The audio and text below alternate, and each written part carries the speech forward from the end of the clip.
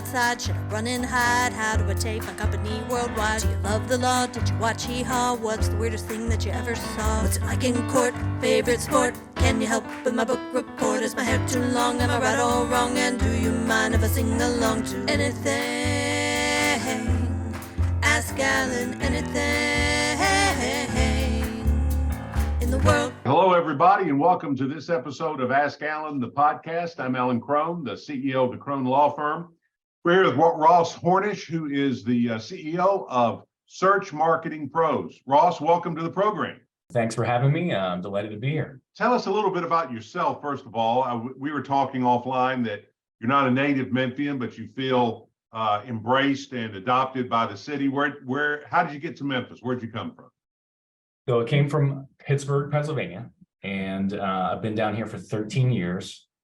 I do feel, as I was saying, that I have been adopted. When I left Pittsburgh about 13 years ago, my mom was worried because she said she was worried that I was going to come down here and marry a Southern belle, and I was never going to come back to Pittsburgh. Well, Mom, last year I married my Southern belle, but maybe I'm coming back at some point to check. Flights are cheap, so I can always come back. So that happened. Her worst fear came about, but it was great that I met my wife down here, and we live in Memphis. I don't even know what you call it, Midtown adjacent, basically outside the Saw Gardens, and we love it. So I came down here to get my MBA from the University of Memphis, and as a number of my classmates with me, we were in the program, and then we ended up staying. And for myself, I bounced around from after graduation, went to FedEx, AutoZone, Wunderman Thompson, which is a growing international agency, has an outpost here in Memphis.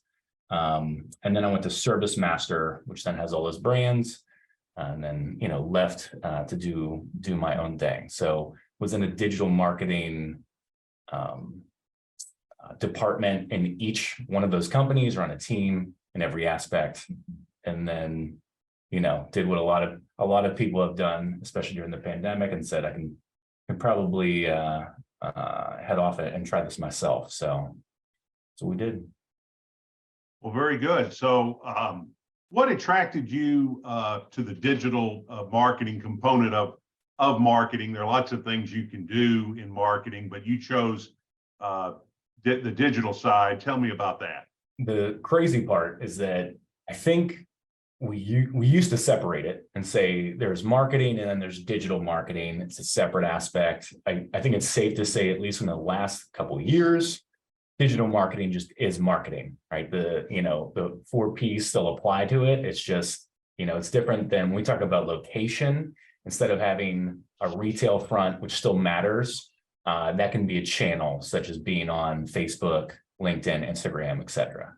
What attracted me specifically was that I think it started building websites at the time. So knew, even looking back now, hardly anything about code, how all these things work. And then there is there's the digital marketing dream that people still have, and that is even dragged out there with AI a little bit more of, we can do anything because we can build it all. And so I was part of that. What can we do to automate, to make things better, to make things faster? And then I found out about something. I started to get paid. That helps too. Yes. I was a content writer, and I would get paid about $500 for each article. And as soon as you start making money in something, you said there's something here. Once I started getting paid, found out about a thing called SEO, or search engine optimization. The idea of merging these two things, like how do you take a website and make it appear very nice to Google? How do you write the content for consumers that want to absorb that and watch it, and then or read it, and how do you merge those things to make it where the consumer is happy and someone like Google or a search engine is happy. So that's what really got me into it. And then just naturally through the corporate world, they give you more responsibilities. So then, had to branch out and learn a few more things as well. Your profession and mine are similar in the sense that in many ways, but there are 1,000 lawyers within 25 feet of my office, and there are 1,000 SEO firms and digital marketing firms with at my fingertips on the internet. How does your business separate itself from everybody else? Yeah, perfect question. My sister is a lawyer. She would love to hear you say that we're like closer in our choices for work than we originally thought. But it's a good question. So as law firms tend to do, I think that we are trying to niche down and serve a specific need to a specific subgroup of people. And on top of that, sometimes you just have something you're really good at as well. So we have a target core focus, which from the home services background and the years of working with Terminex and ServiceMaster, as well as going off and consulting them for them even after, we really try to focus on home service companies, usually between a certain income level, which is around 5 million to 50 million, which means they're usually like a little bit bigger than like local to regional, and and some of them are aspiring to be regional or really aspiring to be national in some way. So that is who we focus on because we find we can drive the most impact for them. From everything we found between home service industries, everything from pest control to from Mary Maids to house cleaning to we helping out with some companies like American Home Shield, American Residential Services, so understanding HVAC and plumbing.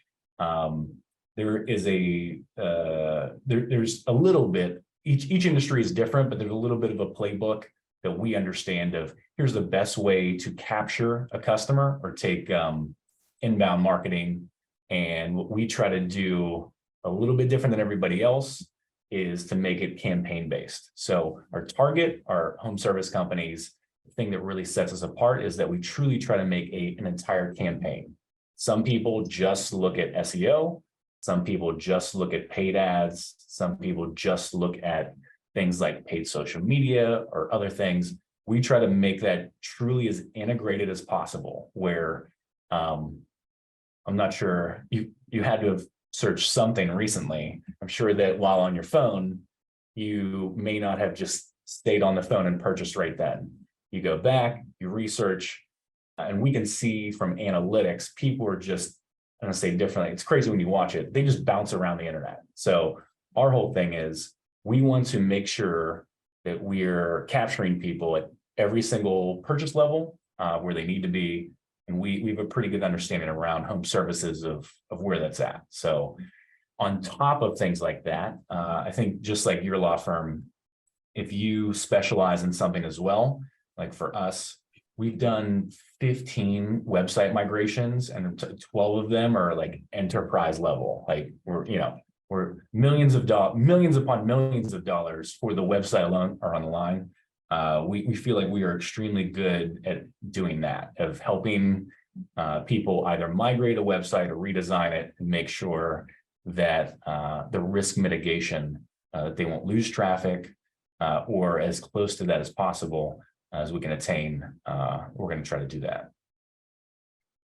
We have a lot of entrepreneurs who listen or watch this show.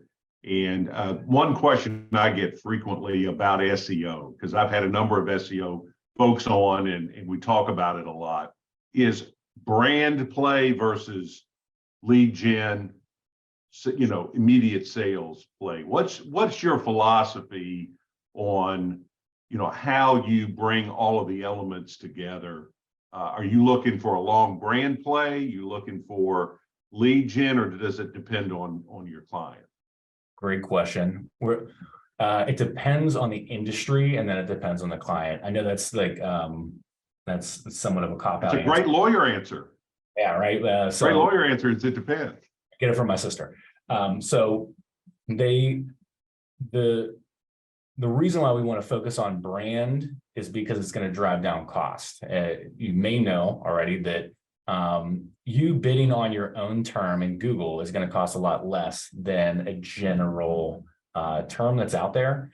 So usually we always try to put a mix of here is direct lead gen, prospecting, we're trying to get a new customer versus just trying to stay top of mind. What we find a lot of, marketing and sales are different, but if, there's a Venn diagram there, they cover a lot. So same way that in sales of sometimes a sale is just being at the right place at the right time.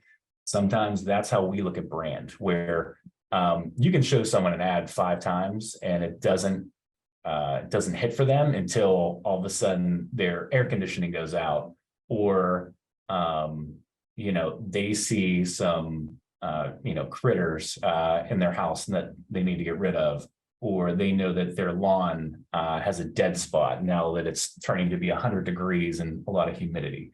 So only then, may they see it. And that's why you do have to balance and mix it out. Sometimes it depends on the strength of the brand though too, and the name. If you're new, you just have to pay to play. That's the way you do it. You can still put your name out there. You want people to associate your name with what you do. That's what we're starting to do right now. We try to build that into our name as well. And on top of that, but if sometimes if you want money and to keep going, you have to do the lead gen and have to do prospecting. So I know that that's not the best answer, but it depends on the industry, depends on what level of maturity you're at, and also even if you're a mature brand, sometimes there is a need to reestablish yourself too, to get back out there. So there may be another reason to say this could be cheaper in the long run if we do like a rebrand put, maybe not even rebranding, like doing a logo, but let's do another brand push to get newer, younger customers or whatever associated with our brand. Let me ask that question a different way based on what you just said, because I picked up on a couple of things you said, particularly about maturity of your enterprise. Let's say that instead of going into law school, I decided I wanted to be a pest control company, and I pull some money together. I don't have a wealthy family, so I've got a finite amount of money, and I come to you and I say, look, I understand the need for the long haul to build a brand, but I need customers today. What do you say to that guy about how you begin to make a strategy that kind of gives him the best of both worlds, or can you? Yeah, the best way we talk about, so at Service Master and at Rhodes, where I'm teaching in the spring, a lot of times what we try to do is what I try to do, at least to help out budding entrepreneurs, is to set up a phased approach. You have to know that the same way that your business itself is going to have to scale and be different things at different times, is to lay it out and state that, let's look at 4 different phases, and or to break it down in more simple terms, is like the crawl, walk, run. That's the easiest one that people use a lot. It's just first, even before the crawl, is if you're just starting out, what do you need? You still need to have some sort of budget, but you can set up a 1-page landing page. You can start to set up ads and target a specific area. So let's say if you were right where I live, you may want to just target 1 zip code, a few zip codes, keep it small, start going to your website, and then start doing the brand, just focusing on that zip code. Then as you start to get customers around there, you're going to know that word of mouth is going to start to help out. then you start to lay out a phased plan of, okay, let's probably get a bigger website. So now we have to spend a little bit more money. Let's increase our budget a little bit, and let's broaden our focused area as well. And then from there to go, then all of a sudden, you're looking at the entirety of Memphis. So what does that look like to service those people? We probably have to include a lot more things that people are interested in. Even when it comes to digital, like all of a sudden you're on the customer service end of it. How are we supplying chatbots and stuff like that to then, trying to go regional? You're going to have to get a lot bigger website, probably going to have to hire an agency to help out with multiple different ends, right? Brand agency, someone like myself that helps with, distribution of ads, et cetera, and PR too. So it's really just looking at a phased approach, not trying to, some people want to sell their services online instantly and don't realize that's probably going to cost a lot of money, take a lot of time. Keep it simple at first, spend money to earmark money to advertise, and then use some of the cash flow to reinvest it back into marketing. I've had some folks tell me that they think digital marketing is better for brand play, and that lead generation not so much. Is that industry dependent, or do you find that to be true? What do you think about that? I believe that to be industry dependent. And let me give you an example. If you're a startup and you sell a product, there is no better brand and lead gen than there is online, especially if you are out of Memphis, Tennessee, and I want to show my ad to someone in Cupertino, California. I can be both a brand and a lead gen at the same time. And there's really no other way to do it. And for home services alone and even AutoZone, right? We can go back and look that you're still going to be able to sell online. AutoZone's a good one of where at the time then, which is a long time ago, we were still trying to support the store. So how are we going to send people to the store? So that's still a lead gen aspect. I would argue that e-commerce really works that way. So I don't know. Maybe I'm too much of a digital native and grew up in it, where I can see that we can solve a lot of issues there. But I'm still a marketer, and I love to zig when people are zagging. So as soon as everyone gets away from billboards, if you put up a great billboard, it's probably going to do fairly well because everybody else is really trying to focus on this other thing. So it is industry dependent, but I look at it, if implemented properly, you really can balance those both out. Where do you think we're going to be in 5 years with the kind of commerce you're supporting online? It's a great question, because AI is changing a lot of things. I had a course structured and ready to go in November, on November 1st for the spring, and by November 9th, I believe it was, when ChatGPT 3 dropped, it destroyed a lot of the things even that we were planning. So such is life and such is business, where there's always going to be some sort of disruption, just how we adapt. So in 5 years, what we're already seeing, and not even in 5 years, is that the barriers to entry are much lower. There are a number of websites where you can go in, punch a few things in, and you have an entire website that is made in 30 seconds. And it's depending on who you are and where you're at, we're going to assume that if you own a very simple kind of local restaurant or something, sometimes that may suffice, right? Of like, I have the information up and that's all I need. There you go. So the barriers to entry are much lower for things like making a website, setting up and launching campaigns, brand aspects, such as making the actual images and creative associated with it, and then the distribution around that. What we're going to assume will change in 5 years is that the short-term guess is in 1 to 2 years, people are going to realize I can do marketing so much easier. Is that we're going to see no offense, we're going to see a lot of bad marketing from people because it's like we can send it out. So I'm assuming that people will go back and try to understand a little bit more about, okay, what is marketing? How do I drive someone down a funnel? What are the buyer stages? How do I set up these different buyers, etc. And I think what that'll lead to is within 5 years, we've already worked on and had personalization.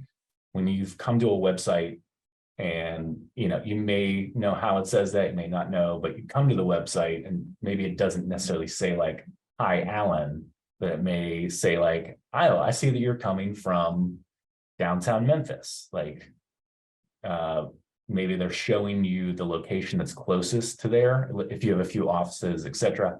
But I'm going to assume that we, and even the non-marketer, can get to a place of hyper personalization, where if it's set up right, which is the toughest part, as it always is, how can you get it where the website that you started or set up is almost always changing or almost always different for each person that is coming there, and will non-marketers be able to implement and do that? That's something that I'm interested in. I don't know if we'll get it to a point specifically of where we can put five little entries in, an entire campaign is launched. I'm sure that'll be possible, but I don't know if it'll be good. So, but I'm excited I'm gonna be honest, I'm excited for the next 5 months, because as I explained it before to my students, the technology S curve, every time you see it's like a rocket when it goes up. And we are on the trajectory right here with everything that's coming out. So we still have a good, we have months to a few years left of advancements at a very fast pace. So I'm excited. So yeah, that's my answer. Final answer is let's just see what happens in the next 5 months. I'm sure it'll be interesting. What do you think? Meta made a significant investment in virtual reality, and there was a lot of talk when they did that they would force or send marketing into virtual reality. What do you see on that front now? Has AI kind of eclipsed that, or are those two things going to team up and we won't be searching Google anymore? We'll be searching virtual reality. So I am going to partially defer my answer to a different professor who's much more intelligent than myself, and Scott Galloway. He stated, and I'm with him on this aspect, that I think the biggest thing for right now is augmented reality. So it's taking the new Apple Vision headset or whatever, I forget what it's called, and how are you going to overlay reality with digital things? So there have been updates that we've been waiting for in Google Maps as an example, and they keep coming out with them, where you can take your phone and scan it out here, and you'd be able to see Rendezvous, which is right behind me, and you'd be able to see something pop up and it says, this is Rendezvous. It would show you probably the same card that you see in Google My Business Profile, has 5,000 reviews, they have a 4.8 rating, etc. That's more where I think we're going to be at in the short term, because I think that we're still used to reality and we just kind of want things overlaid.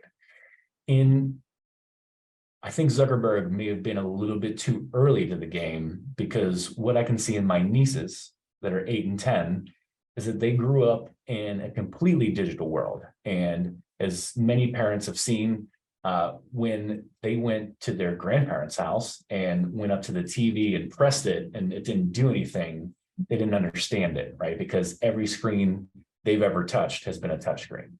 So going to assume that farther down the line, I could see a little bit more when it comes to virtual reality.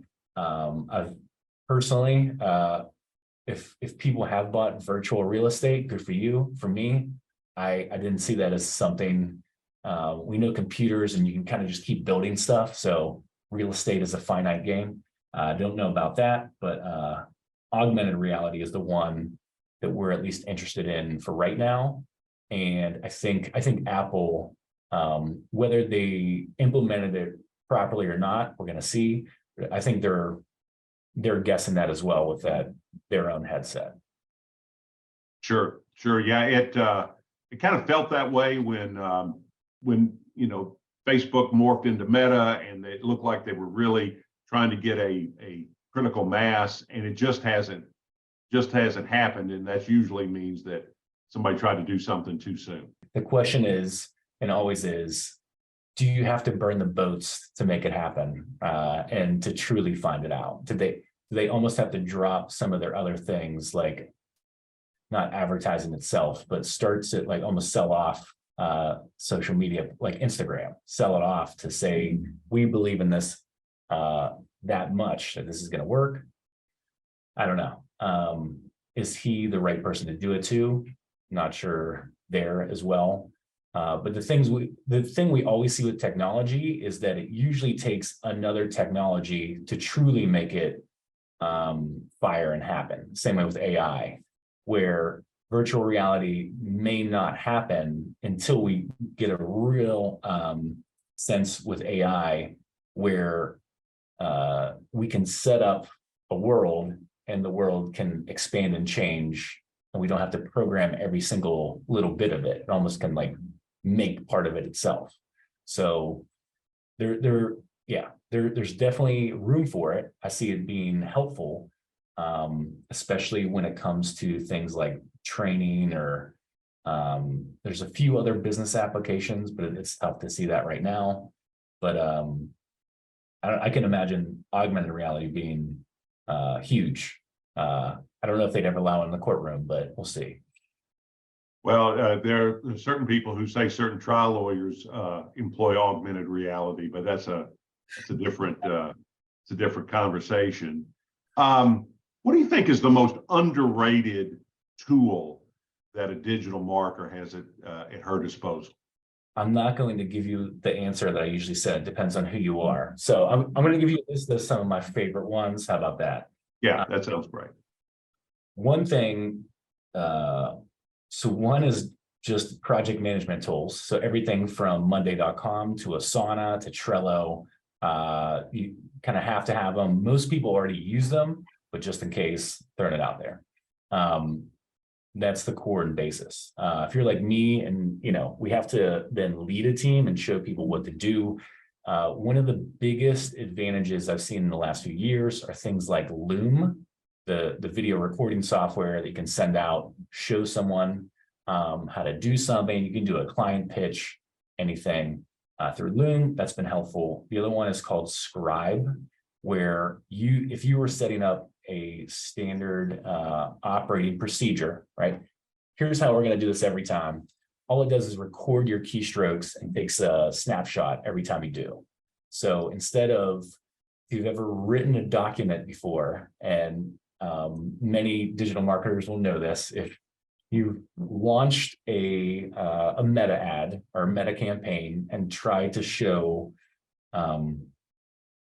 a new hire, an intern, et cetera, how to do it. Writing all of that out is very cumbersome. Scribe is great at just recording that for you, and then you just kind of edit it, send it out. So that's a little bit more of the administrative end of it. Right now, there are so many tools. I started cataloging it in November. As soon as I knew I was going to have at least one class on AI.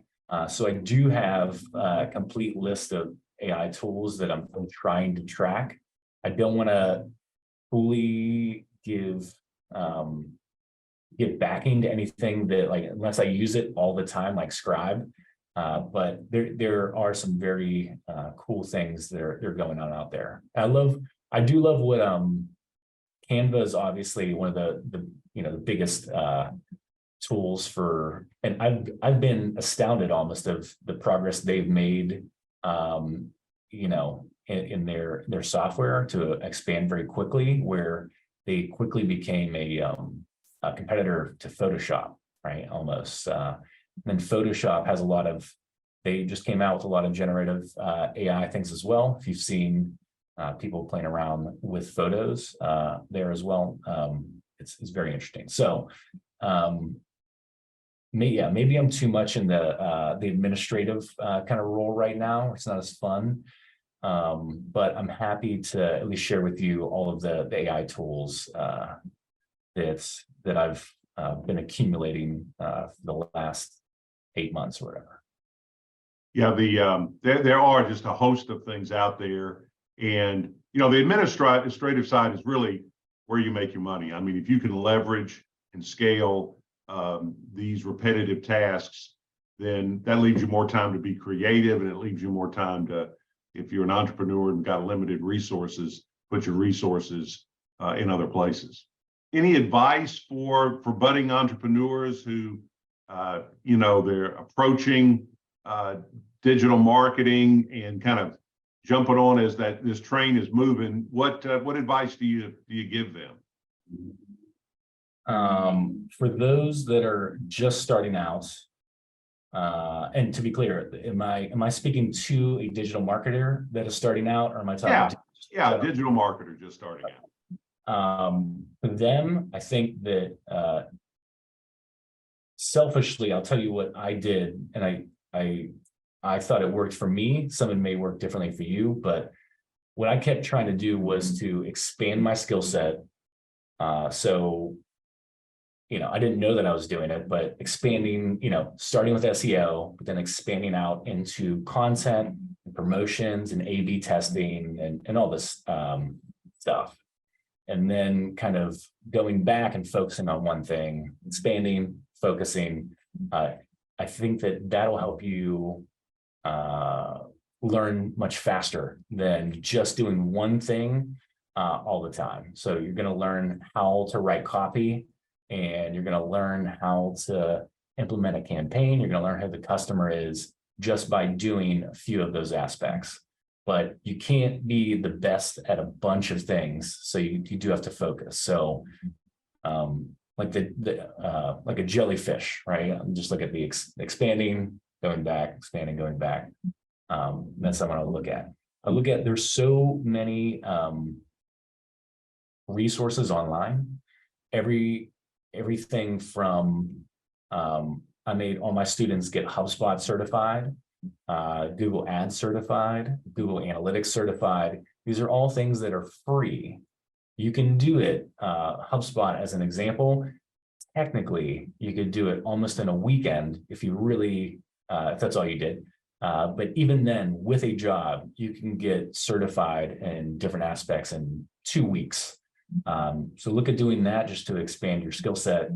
And what I'm at least attempting to do, and hopefully we'll see if it works, is trying to build more of a digital community here in Memphis. So get out, start to talk to people, find them on LinkedIn, for people that are already in a job, especially that you want to have, or even one that you're just a company that you're interested in, and just start to try to set up a mentor or an understanding of what kind of community can we help to build. So I've been working specifically with a few people. Let's expand the SEO community, which is also morphing almost into like an AI community as well.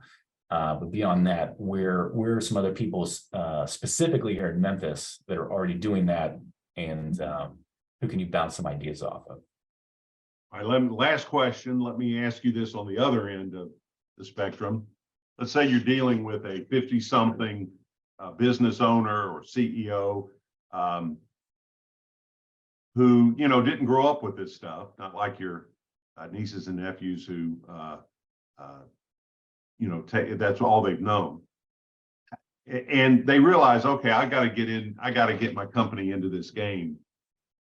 What's your advice on how that person proceeds into the water? That's a very good question, because we do that all the time. So the number one thing about marketing is, where are the eyeballs at, right? It's where are people at? And if your customer base isn't on digital platforms, then I'm going to tell you, you probably shouldn't, you should probably have a website, just at least solidify who you are and what do you do. But, not everybody has to do every single thing in digital marketing. You don't have to be on every channel. If you're not going to be able to cultivate it and put up posts, you shouldn't be on, Pinterest as an example, if that's not where your target market is at. So that's the first one. I want to give people the out, like, don't feel pressure that you have to be in digital marketing, every channel, everywhere. At the same time, there are ways to test. There's two books called Traction, which is very confusing. One is by Gene Wickman, who is more about entrepreneur, etc. The other, Traction, here we go. Wow. By Weinberg and Mars.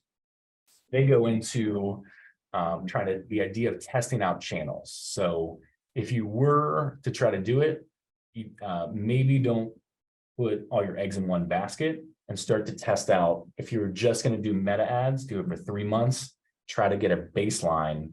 What would success look like here? What am I going for? If you're in a lead organization, what is a good cost per lead? What am I spending right now for maybe traditional forms of media? What would it look like if I reduce that? And then, can I do that in this channel? And then starting to test out different ones. How does Meta look for, a month or 2 months? How does LinkedIn look? And then, there are other ones like writing blogs, etc. Content. It's going to take a lot longer. You can't just really test that out and see that instantly. But I would at least start that process to see how much does it cost overall to do, what's the time frame, etc. And try to put some metrics together as far as what does success look like to me? Is that spending less overall? Is that getting more clients? Maybe I'm like saturated in the channels that I'm at, and trying to understand and put together some sort of scorecard of, here are the 3 most important metrics that I could see that'll bring me success, either with more leads, more revenue, etc. And these are the 3 that are going to help support that. So that's where I would start, at least. Well, I appreciate everybody watching. I appreciate Ross, as I said, being on the show. If you enjoyed this episode, please give us a review, rank us, share us on social media, send it as an email to, forward on as an email to people you think might benefit from it. Ross is going to go and improve digital marketing for his clients, and I'm going to go get some justice. Thank you all very much.